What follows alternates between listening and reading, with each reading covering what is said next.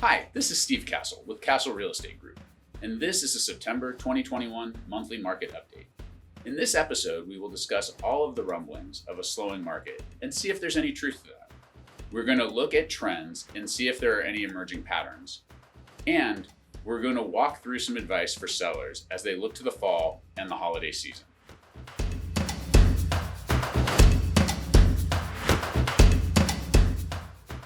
Many of the questions I'm getting these days revolve around the fact that there is lots of conversations out in the public and the media of a slowing real estate market. So I wanted to address these and see if there's any emerging trends.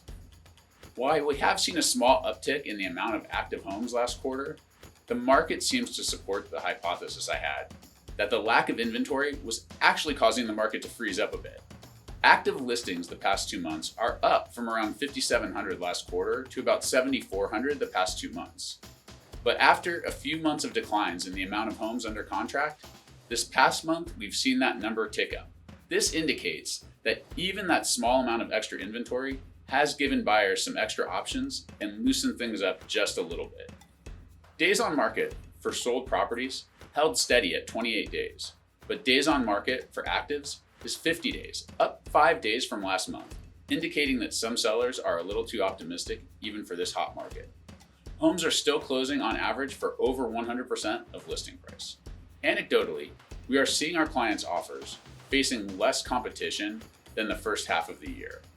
And the amount over they're needing to bid in order to win has come down significantly, all of which indicates we may be headed for more of a balanced market. So far, there's no real signs of a major correction or slowing, but rather just a leveling off. But it's something we're going to make sure and keep our eye on. When a market's as hot as it was the first half of this year, as a seller, your job is easy. And we have seen that some sellers got very comfortable. They didn't want to make repairs or upgrades.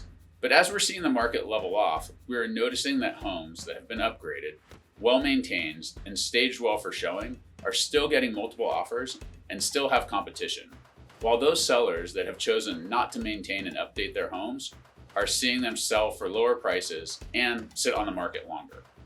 There's an old saying that buyers buy a home between the curb and the kitchen, and that saying still holds true. One of the most efficient ways to increase your home's value is to make sure that when the buyer pulls up, your front looks great.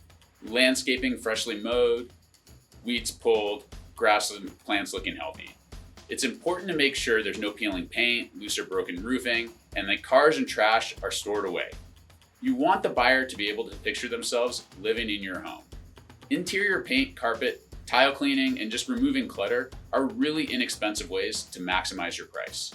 When you're showing the home, make sure it's a comfortable temperature inside. Have window coverings open so natural light gets in, and that the home is clean. While these may seem like small things and common sense, it's amazing how many sellers neglect them and leave thousands of dollars on the table in the process. If you're thinking of selling and you'd like us to come out and give you some advice or tips on getting the home ready for sale, or if you're thinking of buying and want to see what this small increase in inventory means to you, please reach out. We'd love to help. Until next month, we wish you and yours well. See you soon.